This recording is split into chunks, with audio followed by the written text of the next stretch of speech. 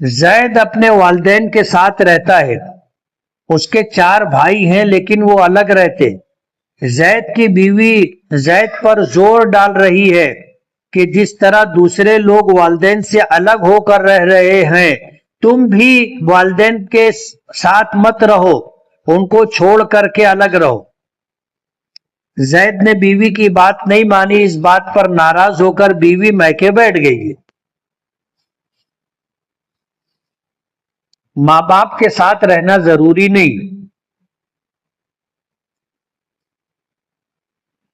ماں باپ کے ساتھ رہنا ضروری نہیں ہے، لیکن اگر ماں باپ کو ضرورت ہے تو اولاد میں سے کسی نہ کسی کو ماں باپ کے ساتھ رہنا چاہیے. بوڑھے ماں باپ ہیں، اب سب بچے چھوڑ کر کے الگ ہو جائیں گے تو بوڑھے ماں باپ کیا کریں گے؟ ٹھیک ہے، آپ کھانا لا کر کے پکا کر کے دے دو گے، کھانے کی ضرورت پوری ہو جائے گی. سال میں 2-5 جوڑے آپ بنا دو گے، کپڑے کی ضرورت پوری ہو جائے گی. ماں باپ بیمار ہیں، آپ حکیم و ڈاکٹر کے پاس سے دوا لا کر کے ماں باپ کو دے سکتے ہو. لیکن بڑھاپے میں ماں باپ کو خدمت کے لیے ضرورت ہے، اس لیے کسی نہ کسی کو ماں باپ کے ساتھ رہنا پڑے گا. ان کو ایسے لاوارث نہیں چھوڑ سکتے. ہاں اگر وہ تندرست ہیں، تمہاری خدمت کی ان کو ضرورت نہیں ہے تو ماں باپ کے ساتھ رہنا ضروری نہیں. ایک پہلو یہ ہے. دوسرا پہلو جو بیوی کہتی ہے ماں باپ کے ساتھ مت رہو، بیوی اس بات کا تقاضا نہیں کر سکتی. بیوی اس بات کا تقاضا کر سکتی ہے کہ اس کی رہائش کے لیے ایسی جگہ ہو جہاں وہ آزادی کے ساتھ اٹھ بیٹھ سکے، لیٹ سکے، سو سکے. یعنی اس کو ایک کمرہ دینا ضروری ہے. بیوی کو شوہر کی طرف سے ایسی رہائش اور کمرہ دینا ضروری ہے جہاں وہ آزادی کے ساتھ اپنے دن اور رات گزار سکے، وہاں کسی کا عمل دخل نہ ہو. بیوی اس بات کا مطالبہ کر سکتی. اب اگر وہ اس کو ایسی رہائش کے لیے کمرہ دے دیا گیا ہے، اب وہ یہ تقاضا نہیں کر سکتی کہ ماں باپ کو چھوڑ کر کے چلو کہیں اور رہیں گے. غلط بات. ہندو لوگ مسلمانوں کو پکڑ کر جے شری رام کے نعرے لگواتے ہیں، تو کیا اس طرح کا نعرہ لگانے سے ایمان باقی رہے گا؟ مفتیان کرام کا فتویٰ ہے کہ جے شری رام کا نعرہ اگر کسی نے لگایا تو ایمان سے خارج ہو جائے گا. اسلام اس کی اجازت نہیں دیتا. لیکن اگر کوئی شخص مجبور ہے، جیسے اس میں لکھا ہے کہ کسی مسلمان کو ہندوؤں کی بھیڑ نے گھیر لیا، پکڑ لیا اور اس کو نعرہ لگانے پر مجبور کر رہے ہیں، اگر وہ نعرہ نہیں لگائے گا تو اسے مار ڈالیں گے. اگر نعرہ نہیں لگائے گا تو اسے اتنا ماریں گے کہ اس کا سر پھٹ جائے یا ہاتھ پیر ٹوٹ جائے. اس طرح اگر اس کو مجبور کیا گیا تو وہ دل میں ایمان کو باقی رکھتے ہوئے اگر زبان سے اس طرح کا نعرہ لگائے تو اس کا وہ ایمان سے خارج نہیں ہوگا. شادی کیا دیکھ کر کرنی چاہیے؟ دینداری دیکھنا چاہیے، خوبصورتی، خاندان یا مال و دولت؟ نبی کریم صلی اللہ علیہ وسلم اللہ کے نبی و رسول ہے، اور اللہ تعالی ما کان ما یکون کا علم رکھتا ہے. جب سے دنیا بنی ہے اس سے پہلے سے آج تک اور آج کے بعد قیامت اور قیامت کے بعد تک، یعنی ازل سے لے کے ابد تک کا علم اللہ پاک کو ہے. اور اللہ تعالیٰ نے اپنے محبوب جناب رسول اللہ صلی اللہ علیہ وسلم کو جو علم عطا کیا ہے وہ اپنی طرف سے دیا ہے. اور قرآن کریم میں اللہ نے اعلان کیا وَمَا يَنْتِقُ عَنِ الْهَوَىٰ ان ہوا الا وحی یوحا، کہ اللہ کا نبی اپنی طرف سے کچھ نہیں کہتا، جو کہتا ہے اللہ پاک کی طرف سے وحی آئی، علم ملا، اس پر اللہ کا نبی کہتا ہے۔ حضور پاک صلی اللہ علیہ وسلم نے فرمایا تنکح المرأة لأربع، لمالها ولجمالها ولحسبها ولدینها فاظفر بذات الدین۔ حضور نے فرمایا کہ دنیا میں عورتوں سے نکاح کرنے کے متعلق 4 چیزیں دنیا والے دیکھتے۔ لمالہا، کچھ لوگ ایسے ہوتے ہیں جو لڑکی کے میکے کی مالداری دیکھ کر نکاح کرتے، کہ نکاح کریں گے لمبا چوڑا جہیز آئے گا، اور جب باپ مرے گا تو میراث میں مال بھی ملے گا۔ تو کچھ لوگ مالداری دیکھ کر نکاح کرتے، کچھ لوگ ہونے والی بیوی کی خوبصورتی دیکھ کر نکاح کرتے، کچھ لوگ خاندان دیکھ کے نکاح کرتے، کچھ لوگ دینداری دیکھ کر نکاح کرتے۔ حضور پاک صلی اللہ علیہ وسلم نے فرمایا فاظفر بذات الدین تربت یدک، کہ دینداری دیکھ کر نکاح کرو، خوشحال رہو گے، خوشگوار زندگی اللہ پاک عطا کریں گے۔ اس لیے کہ ہم میں سے ہر ایک کا نصیب و مقدر اللہ نے لکھ دیا ہے، جو اللہ نے ہمارے لیے مقدر فرما دیا ہم کو وہی ملے گا۔ اس لیے دینداری دیکھ کر نکاح کرو۔ حضور نے فرمایا تربت یداک، خوشحال رہو گے، خوشگوار زندگی ملے گی۔ توکل علی اللہ کیا ہے؟ توکل کے معنی آتے ہیں بھروسے کے، توکل کے معنی آتے ہیں بھروسہ کرنے کے۔ جو آدمی اللہ پاک پر بھروسہ کرتا ہے اللہ اس کی پوری پوری مدد کرتا ہے۔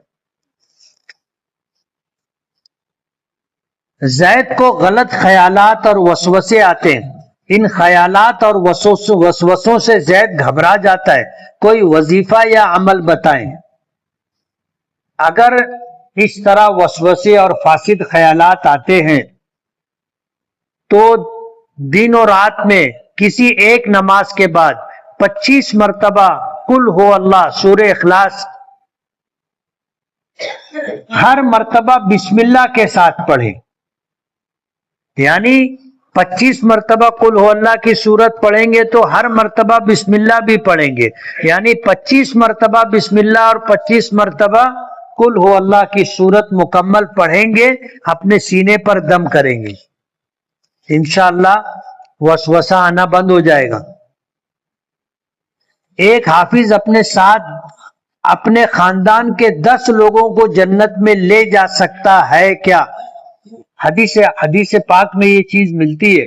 نبی کریم صلی اللہ علیہ وسلم سے حضرت علی رضی اللہ تعالی عنہ نے روایت کی ہے، یہ روایت ترمذی شریف میں بھی ہے، ابن ماجہ شریف میں بھی ہے اور مسند احمد میں بھی ہے، کہ ایک ایسا شخص جس نے قرآن پاک کو پڑھا اور پھر مکمل قرآن پاک کو اس نے یاد کیا، اس کے حلال کو حلال جانا، حرام کو حرام جانا، اس طرح اس نے زندگی گزاری، تو کل قیامت کے دن اللہ پاک اس کو یہ حق دیں گے کہ وہ اپنے خاندان کے 10 ایسے افراد جو اپنی بدعمالیوں کی وجہ سے جہنم کے مستحق ہوں گے، حافظ قرآن سفارش کرے گا، اللہ حافظ قرآن کی سفارش قبول کر کے 10 لوگوں کی بخشش فرمائے گا۔ اس لیے یہ بات صحیح ہے، خود حافظ بنو، خود حافظ نہیں بن سکتے اپنے بچوں کو حافظ بناؤ، بچیوں کو حافظ بناؤ، بچوں کے بچوں کو، بچیوں کے بچوں کو حافظ بناؤ، یعنی اپنے پوتی پوتے نواسی نواسوں کو حافظ بناؤ، انشاءاللہ یہ جنت میں لے کر کے جائیں گے۔ 200 کا کوپن لیے بعد میں 3600 روپے کوپن میں جو سامان نکلا اس کا پیسہ 3600 روپیہ معلوم نہیں تھا کہ اسکیم ہے، اس لیے لے لیے. اب اس سامان کا کیا کرنا ہے؟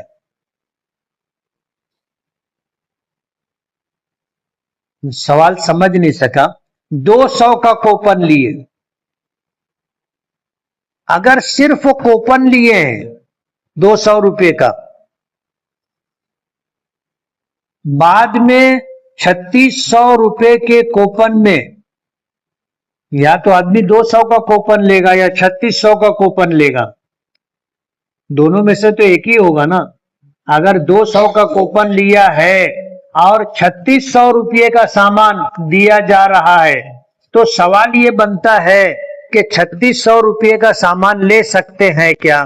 اگر دکاندار دے رہا ہے، آپ کو کوئی کمپنی دے رہی ہے کہ آپ 200 روپے کا کوپن لو، ہم آپ کو 3600 روپے کا سامان دیں گے، وہ دے رہا ہے تو آپ لے سکتے ہو. نفس کو کیسے کنٹرول کریں؟ اللہ کی بارگاہ میں پیشی اور سوال و جواب کا احساس ہونا چاہیے کہ آج اگر میں کوئی غلط کام کروں گا، کل اللہ تعالیٰ پوچھیں گے تو مجھ کو جواب دینا پڑے گا، جھوٹ تو نہیں بول سکیں گے. نماز سے پہلے طہارت کیا، وضو کر کے نماز پڑھنے لگا، پھر شک ہوا کہ قطرہ آیا، اکثر ایسا ہوتا ہے، تو کیا نماز توڑ دینی چاہیے؟ دیکھو، ایک ہے شک اور ایک ہے یقین. آپ نے وضو کیا، وضو کرنے کے بعد نماز میں یا نماز کے بغیر آپ کو ایسا شک ہوا کہ قطرہ آیا، تو آپ چیک کر لو، واپس استنجا خانے میں چلے جاؤ، چیک کرو کہ قطرہ آیا ہے کہ نہیں آیا ہے. اگر قطرہ نہیں آیا ہے تو ظاہر بات ہے شک سے وضو نہیں ٹوٹتا، لیکن اگر واقعی قطرہ آیا ہے تو وضو ٹوٹ جائے گا. شک کا اعتبار نہیں ہے، شک کا اعتبار نہیں. شیطان کیا کرتا ہے کہ وسوسہ ڈالتا ہے، اور کبھی ایسا لگتا ہے کہ قطرہ آیا لیکن قطرہ آتا نہیں، تو وسوسے اور شک سے وضو نہیں ٹوٹتا، اس لیے نماز نہیں توڑی جائے گی. میری دکان میں ہم 2 لوگ پارٹنر ہیں. دکان لینے کے وقت یہ طے ہوا تھا کہ دکان کا کرایہ ہم دونوں اپنی جیب سے دیں گے، دکان کی آمدنی سے نہیں. اب دکان کا کرایہ دکان سے ہی میں دیتا ہوں، جبکہ میرا پارٹنر اپنے پاس سے دیتا ہے. کیا یہ درست ہے؟ درست نہیں ہے. آپ نے جب یہ معاہدہ کیا تھا کہ بھائی دکان کا جو کرایہ ہے دونوں مل کے دیں گے اور اپنے پاس سے دیں گے، دکان کی آمدنی سے نہیں دیں گے، تو اگر آپ اس طرح کرتے ہو تو صحیح ہے. لیکن آپ کا پارٹنر اپنی جیب سے آدھا کرایہ دیتا ہے اور آدھا کرایہ آپ اپنی جیب سے نہ دیتے ہوئے دکان کی آمدنی سے دے رہے ہو، تو یہ جائز نہیں، آپ خیانت کر رہے ہو. حضور اکرم صلی اللہ علیہ وسلم کی تاریخ ولادت اور تاریخ وفات کے بارے میں مستند قول کیا ہے؟ حضور پاک صلی اللہ علیہ وسلم کی تاریخ ولادت میں اختلاف ہے اور کئی قول ہیں. مشہور قول 12 ربیع الاول بروز پیر کا ہے. 12 ربیع الاول بروز پیر، یہ مشہور قول ہے. دوسرا قول آتا ہے کہ 9 ربیع الاول آپ کی تاریخ ولادت ہے. جو لوگ تاریخ داں ہیں انہوں نے جب اس طرح پیچھے جا کر کے کہ آج سے ہم پیچھے جاتے جاتے جاتے جاتے 1447 سے وہاں تک گئے تو پیر کا دن 9 ربیع الاول کو پڑتا ہے. اس پر سب کا اتفاق ہے کہ آپ کی پیدائش پیر کے دن ہوئی تھی، اس پر سب کا اتفاق ہے. اس میں اختلاف نہیں. اب پیر کے دن کیا تاریخ تھی اس میں اختلاف ہے. کچھ تاریخ داں کہتے ہیں کہ 12 ربیع الاول، کچھ تاریخ داں کہتے ہیں کہ 9 ربیع الاول، کچھ لوگ اس کے علاوہ بھی کہتے ہیں. اور تاریخ وفات پر سب کا اتفاق ہے کہ 12 ربیع الاول بروز پیر کو آپ کی وفات ہوئی تھی.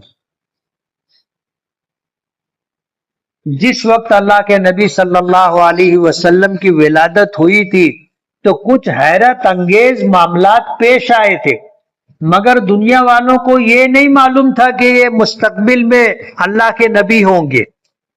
اس لیے تاریخ ولادت کے سلسلے میں اختلاف ہے، تاریخ وفات کے سلسلے میں سب کا اتفاق ہے. مدینہ منورہ میں روضہ اقدس سے حضور اکرم صلی اللہ علیہ وسلم کے جسد مبارک کو چوری کرنے کی کوشش کا مشہور واقعہ بیان کیا جاتا ہے.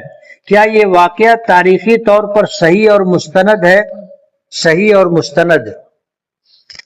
عیسائیوں نے نبی کریم صلی اللہ علیہ وسلم کے جسم مبارک کو آپ کی قبر مبارک سے نکال کر لے جانے کی ایک سازش کی تھی، اور ان کا پروگرام یہ تھا کہ جب جسم مبارک نکال کے لے جائیں گے تو اس کے بعد پھر یہ مطالبہ کریں گے کہ اگر تمہارے نبی واقعی اللہ کے نبی تھے تو ان کا جسم مبارک موجود ہوگا. قبر کھود کر کے دیکھو، اور جب قبر مبارک کھول کر کے دیکھی جائے گی تو آپ کا جسم مبارک نہیں ہوگا. تو یہ ہوگا کہ اگر یہ اللہ کے نبی ہوتے تو جیسے تھے ویسے ہی رہتے، اب تو ہے ہی نہیں. تو لوگوں کا ایمان متزلزل ہو جائے گا، اور اس طرح مسلمانوں کو ہم گمراہ کر سکیں گے، ایمان سے محروم کر سکیں گے. سلطان نور الدین زنگی رحمت اللہ علیہ مصر کے حاکم تھے. عیسائیوں نے دو لوگوں کو مسلمانوں کے بھیس میں مدینہ منورہ بھیجا کہ تم جاؤ اور یہ کام کرو، مسلمانوں کے نبی حضرت محمد صلی اللہ علیہ وسلم کے جسم مبارک کو ان کی قبر سے نکال کر کے لاؤ. یہ لوگ آئے مدینہ منورہ، اور مدینہ منورہ آ کر کے انہوں نے وہاں پر مکان لیا اور رہنے لگے، اور اہل مدینہ کو یہ جھانسا دیا کہ یہ اللہ کے ولی ہیں، سچے پکے مسلمان ہیں، رات بھر اللہ کی عبادت کرتے اور دن بھر آرام کرتے. اور انہوں نے معمول یہ بنایا تھا کہ اہل مدینہ میں غریبوں کی مدد کرتے تھے اور مالداروں کو بھی ہدیہ اور بخشش دیا کرتے تھے. اس طرح ان کا معمول تھا. تو مدینے کے لوگ ان سے مانوس ہو گئے تھے، اور اہل مدینہ میں ان کی بڑی عزت احترام کا معاملہ تھا. جبکہ یہ لوگ روضہ مبارک کے قریب مکان لے کر کے رات میں کھدائی کرتے تھے اور مٹی نکال کے لے جا کر جنت البقیع میں ڈال دیتے تھے. جب یہ کھودتے کھودتے سرنگ بناتے بناتے قبر مبارک کے قریب پہنچ گئے تو حضور پاک صلی اللہ علیہ وسلم نے خواب میں آ کر سلطان نور الدین زنگی رحمت اللہ علیہ کو اس بات کی اطلاع دی اور ان دونوں کی تصویر بتائی کہ مجھے ان دونوں سے بچاؤ. اور یہ خواب ایک دن دیکھا، پھر دوسرے دن دیکھا، پھر تیسرے دن دیکھا. سلطان نور الدین زنگی پریشان ہو گیا، کیا کریں. اس نے اس وقت کے قاضی، مفتیان کرام، علماء کرام کو بلایا، مشورہ کیا، اپنا خواب بتایا. تو جو قاضی وقت تھے انہوں نے تنہائی میں یہ بات بتائی کہ میں نے بھی یہ خواب دیکھا ہے. اب پریشان ہو گئے کیا کرنا چاہیے.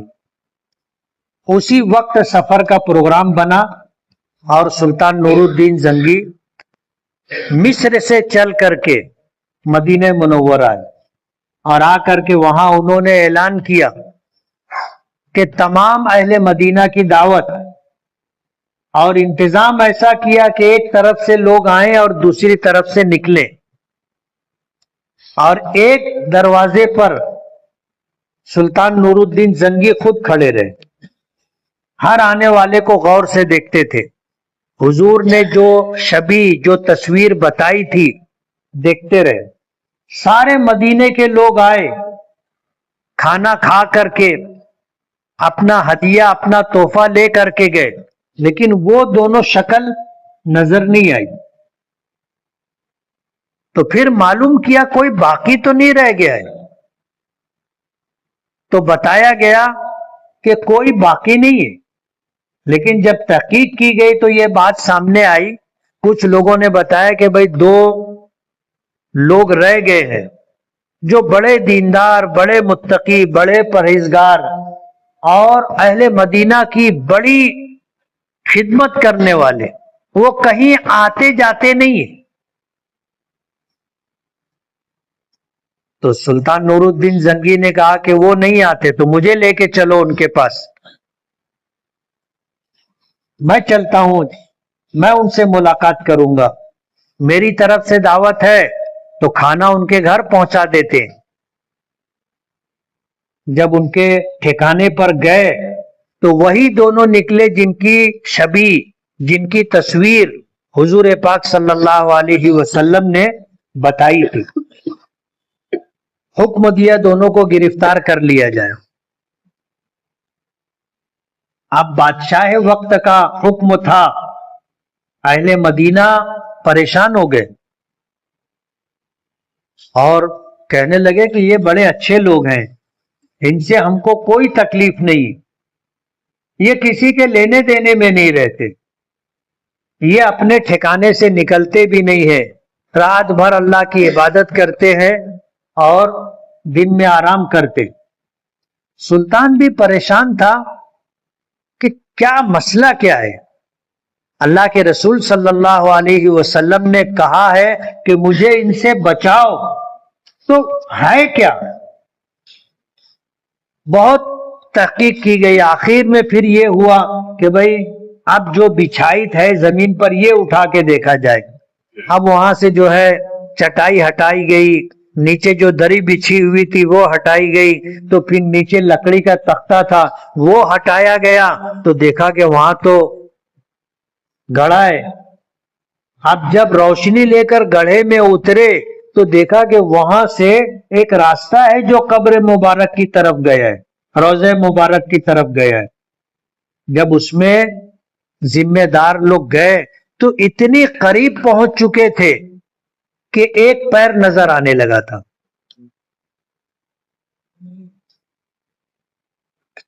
ایک پیر نظر آنے لگا تھا. اب علماء کو اتارا گیا کہ بھئی دیکھو یہ قدم کس کا ہے. انہوں نے دیکھا اور دیکھنے کے بعد بتایا کہ یہ حضرت عمر رضی اللہ تعالی عنہ کا قدم ہے. یعنی جس طرف سے وہ لوگ سرنگ بنا کر کے قبر مبارک، روضہ مبارک تک پہنچ رہے تھے، وہ مشرق کی طرف سے گئے تھے.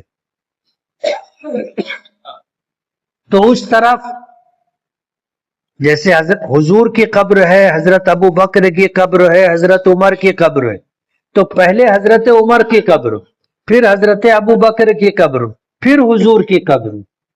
تو وہ حضرت عمر کے جسم مبارک تک پہنچ گئے تھے، پیر نظر آنے لگا تھا.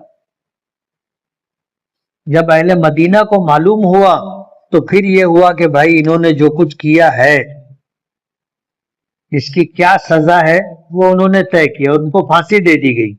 تحقیق کی گئی تو معلوم کیا گیا کہ ان کو عیسائی بادشاہوں نے بہت زیادہ مال و دولت دے کر کے ان کو اس سازش کے تحت مدینہ بھیجا تھا کہ مسلمانوں کے پیغمبر حضرت محمد صلی اللہ علیہ وسلم کے جسم مبارک کو ان کی قبر سے نکال کر کے لاؤ.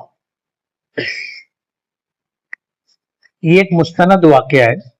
اس کے بعد سلطان نور الدین زنگی رحمت اللہ علیہ نے قبر مبارک کے چاروں طرف اتنی گہری کھدائی کی کہ زمین سے پانی نکل آیا اور پھر سیسا پگھلا کر کے وہ چاروں طرف سے اس کو بھر دیا گیا تاکہ آگے کوئی نالائق شخص، کوئی کمینہ شخص اس طرح زمین کے اندر سے آپ کے قبر مبارک تک نہ پہنچ سکے.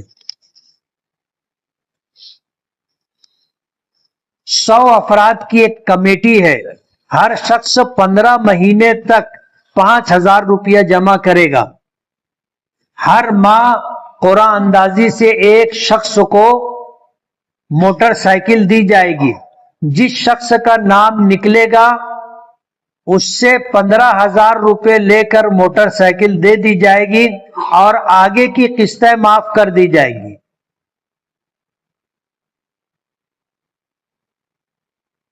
باقی 85 افراد کو موٹر سائیکل نہیں ملے گی.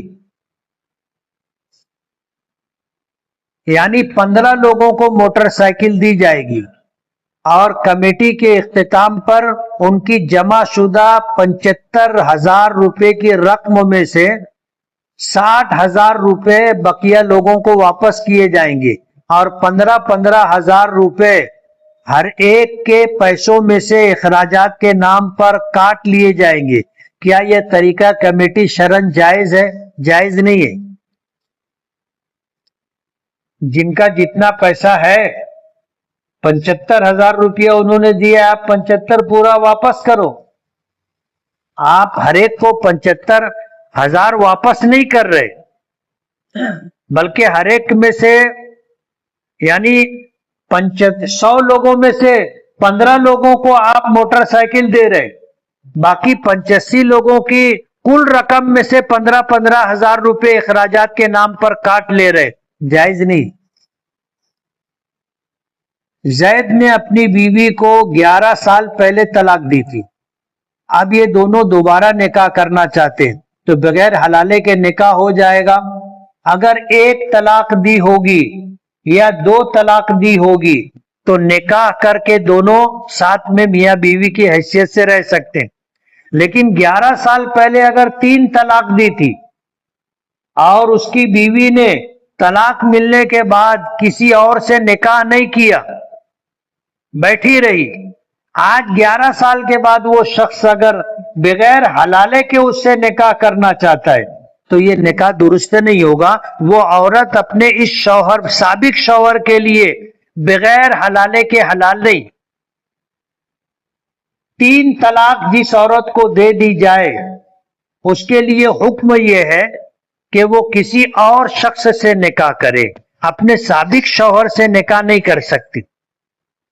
اب اگر اس نے کسی اور سے نکاح کر لیا، دوسرے شوہر کا انتقال ہو گیا یا اس نے طلاق دے دی تو عدت گزار کر کے یہ عورت اگر پہلے شوہر سے نکاح کرنا چاہے تو کر سکتی. لیکن اگر بیوی نے دوسرا نکاح نہیں کیا تو وہ اپنے سابق شوہر سے نکاح نہیں کر سکتی. بیوی اپنے شوہر کی اجازت کے بغیر کہیں بھی چلی جاتی ہے، میکے چلی جاتی، بہن بھائیوں کے گھر چلی جاتی، بازار چلی جاتی، بچوں کو اسکول پہنچانے اور لانے چلی جاتی، تو کیا اس سے نکاح ٹوٹ جائے گا؟ نکاح نہیں ٹوٹے گا. یہ بات اپنی جگہ کہ بیوی شوہر کی اجازت کے بغیر گھر سے کہیں باہر نہ جائے، یہ حکم شرعی ہے. اگر شوہر نے اجازت نہیں دی ہے تو بیوی شوہر کی اجازت کے بغیر گھر سے نکل کر کے کہیں نہیں جا سکتی. حضور پاک صلی اللہ علیہ وسلم کے زمانے میں ایک صحابی تھے، وہ کہیں جا رہے تھے سفر پر، تو انہوں نے بیوی کو کہا کہ گھر سے نکلنا نہیں، سفر میں چلے گئے. اس بیوی کا میکہ مدینہ منورہ ہی میں تھا. اس بیوی کے والد بیمار ہوئے. حضور پاک صلی اللہ علیہ وسلم تک انہوں نے پیغام بھیجا کہ اللہ کے رسول، میرے شوہر نے گھر سے نکلنے سے منع کیا ہے اور وہ سفر پر چلے گئے. میرے والد کی طبیعت خراب ہے، کیا میں ان کی عیادت کے لیے، ملاقات کے لیے جا سکتی ہوں؟ تو حضور نے فرمایا کہ نہیں، تم نہیں جا سکتے. طبیعت اور زیادہ خراب ہو گئی. پھر انہوں نے پیغام بھیجا کہ اللہ کے رسول، میرے والد کی طبیعت زیادہ خراب ہو گئی ہے، کیا میں جا سکتی ہوں؟ تو حضور نے فرمایا کہ اگر تمہارے والد کی طبیعت بہت زیادہ خراب ہے اور کوئی ان کی تیمارداری کرنے والا نہیں ہے تو تم جا سکتی ہو، مگر بہتر یہ ہے کہ تم مت جاؤ. وہ عورت رک گئی، نہیں گئی. پھر اس نے خبر دی کہ اللہ کے رسول، میرے والد کا انتقال ہو گیا ہے، میں کیا ہوں، ان کو دیکھنے کے لیے جا سکتی ہوں؟ تو حضور نے فرمایا جا سکتی ہو، مگر بہتر یہ ہے کہ تم مت جاؤ. یہ پیغام بھیج دیا. بعد میں نبی کریم صلی اللہ علیہ وسلم نے معلوم کرنا چاہا کہ یہ عورت اپنے والد کے انتقال کے بعد کیا گھر سے نکلی اور والد کو دیکھنے کے لیے گئی. تو صحابہ کرام نے بتایا کہ اللہ کے رسول، اس عورت نے آپ کی بات پر عمل کیا، گھر پر رہی، اپنے والد کے جنازے انتقال پر دیکھنے بھی نہیں گئی. تو حضور پاک صلی اللہ علیہ وسلم نے فرمایا کہ اللہ نے تیری بھی مغفرت کر دی اور تیرے اس عمل کی وجہ سے تیرے مرحوم باپ کی بھی اللہ نے مغفرت کر دی. تو شوہر کی اجازت کے بغیر گھر سے نہیں نکلے گی، اور اگر شوہر نے اجازت دی ہے تو ٹھیک ہے. اجازت دو طرح کی ہوتی ہے. ایک اجازت صراحتاً ہوتی ہے کہ تم آؤ جاؤ، کوئی بات نہیں، تو یہ صراحتاً اجازت ہے. اور ایک اجازت یہ ہوتی ہے کہ بیوی میکے چلی گئی، شوہر نے کوئی اعتراض نہیں کیا، بچوں کو اسکول پہنچانے، مدرسہ پہنچانے چلی گئی، لینے چلی گئی، بازار سے کچھ خریدنے چلی گئی، شوہر نے کوئی اعتراض نہیں کیا، خاموش رہا، تو یہ بھی اجازت ہے. عید الفطر اور عید الاضحیٰ دونوں میں زیادہ فضیلت کس تہوار کی ہے؟ دونوں تہوار یکساں ہیں اور دونوں کا پس منظر الگ ہے. عید الفطر کا پس منظر یہ ہے کہ آدمی مہینے بھر روزہ رکھتا ہے جو اللہ نے فرض کیا، مہینے بھر تراویح پڑھتا ہے جو نبی کریم صلی اللہ علیہ وسلم کی سنت ہے، اور جب چاند دکھتا ہے تو پھر اللہ نے خوشی منانے کا حکم دیا. اور خوشی اس طرح کہ ان دنوں میں روزہ نہیں رکھا جائے گا، روزہ رکھنا حرام ہے. عید الفطر کو روزہ رکھنا حرام ہے. عید الاضحیٰ اور پھر باسی، تواسی، چواسی، ایسے 5 دن سال میں روزہ رکھنا حرام ہے. یہ تو عید الفطر کا پس منظر ہے. اور عید الاضحیٰ کا پس منظر حضرت ابراہیم و اسماعیل علی نبینا علیہم الصلاۃ والسلام نے اللہ کے حکم کی تعمیل میں بیٹے نے قربانی پیش کی اور باپ نے قربانی کی، اس کا پس منظر. دونوں کی اپنی اپنی فضیلت ہے، دونوں یکساں حکم رکھتے ہیں. میرا بھائی کام برابر کرتا ہے، گھر میں پیسہ بھی برابر دیتا ہے، لیکن نشہ کرتا ہے اور گھر کا برتن استعمال کرتا ہے، تو کیا ہمیں اس کی وجہ سے گھر میں بے برکتی آئے گی؟ اور اس کی کمائی کا پیسہ استعمال کرنا کیسا ہے؟ جائز ہے. شراب پینا، نشہ کرنا اس کا اپنا عمل، جب وہ جائز کام کر رہا ہے تو جو کمائی ہے وہ جائز ہے.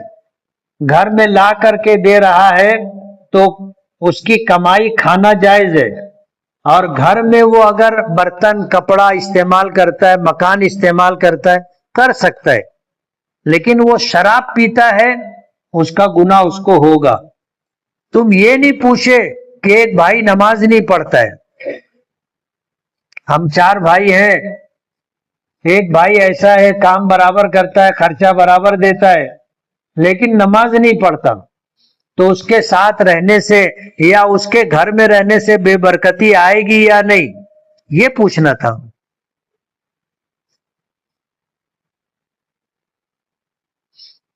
ایک واقعہ آپ کو سناؤں۔ ہم لوگ بمبئی میں تھے، ہمارے کچھ ساتھی تھے، وہ کونسلیٹ میں کام کرتے تھے،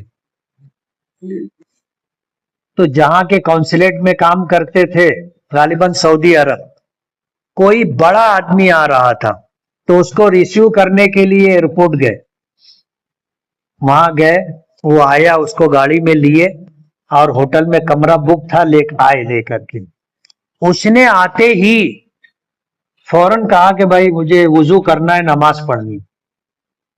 اہل عرب نماز کا بہت اہتمام کرتے ہیں،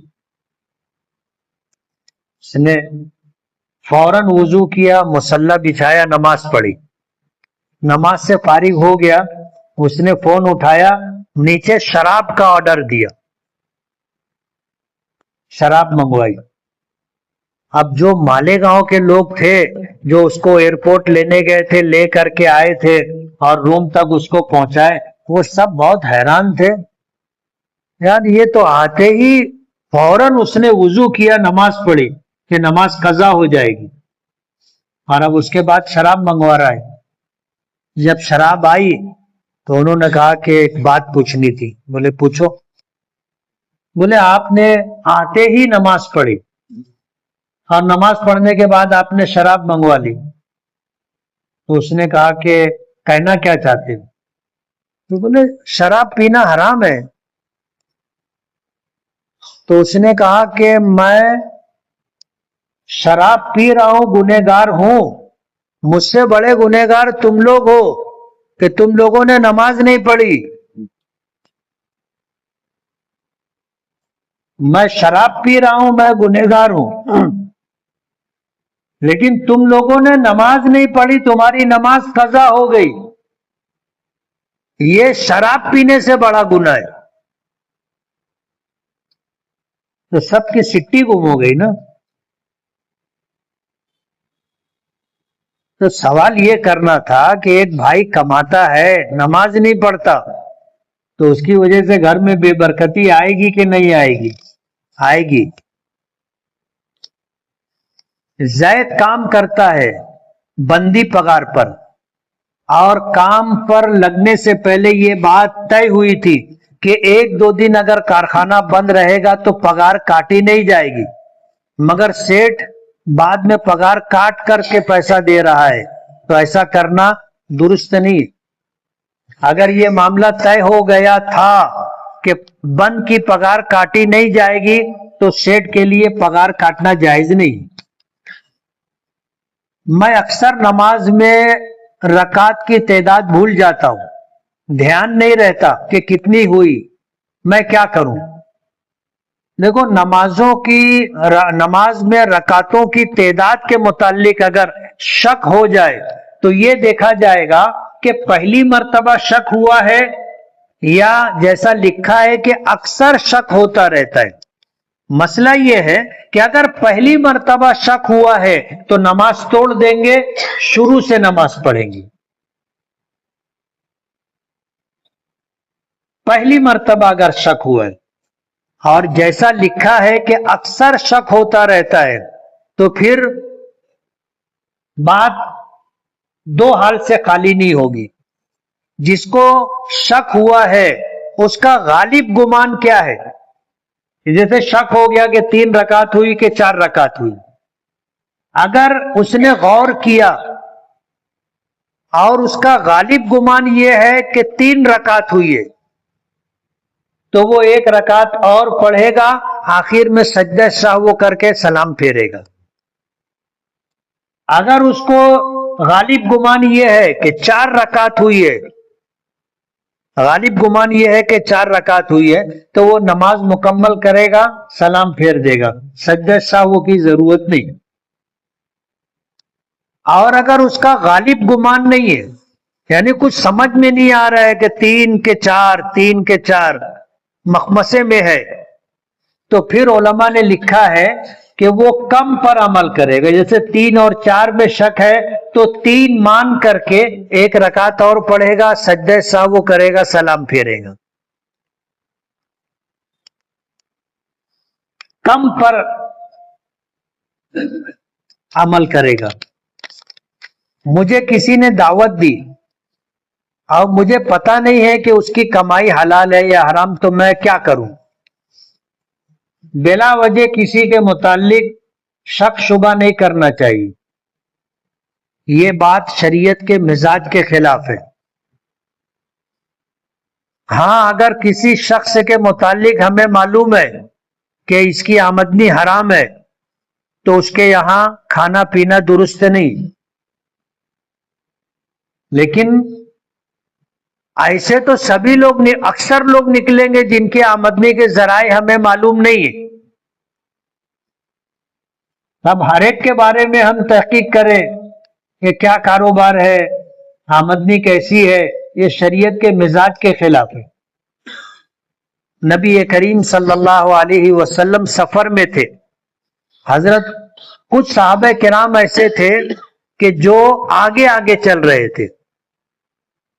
اب نماز کا وقت ہو گیا، پانی تلاش کیا جا رہا تھا، آگے چل کے ایک جگہ پانی جمع ہوا ملا، کچھ صحابہ کرام گئے، وہاں پہ کچھ چرواہے تھے، ان کو بلایا، اب بلا کر کے پوچھا کہ یہ پانی پاک ہے یا ناپاک ہے؟ حضرت عمر رضی اللہ تعالیٰ عنہ پہنچ گئے، اعلان کیا بتانا مت۔ چرواہوں کو منع کیا کہ بتانا مت،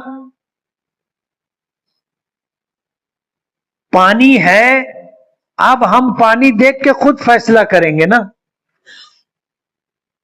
کہ پانی کا رنگ بدلا ہے یا پانی میں بدبو آ رہی ہے یا پانی کا مزہ بدلا ہے تو ناپاکی کا حکم ہوگا۔ اور اگر پانی کا رنگ نہیں بدلا، پانی میں بدبو نہیں ہے، پانی کا مزہ نہیں بدلا، تب بلا وجہ یہ سوچنا کہ جانور پانی پینے آتے ہیں پیشاب بھی کرتے ہوں گے، ہو سکتا ہے نا، اس کا اعتبار نہیں۔ اس لیے ہر ایک کے بارے میں یہ تحقیق کرنا کہ اس کا کیا ہے۔ ہاں، جن کے بارے میں معلوم ہے کہ ان کی آمدنی کے ذرائع ناجائز اور حرام ہے، وہاں کھانا نہیں کھائیں گے۔ 2012 میں والدین نے اپنی ملکیت میں سے کچھ رقم اپنی بیٹیوں کو حصہ کہہ کے دے دیا تھا۔ اب والدین بوڑھے ہو چکے ہیں، ایسی حالت میں بیٹیوں سے آپ دی ہوئی رقم واپس مانگ سکتے ہیں کیا؟ نہیں مانگ سکتے۔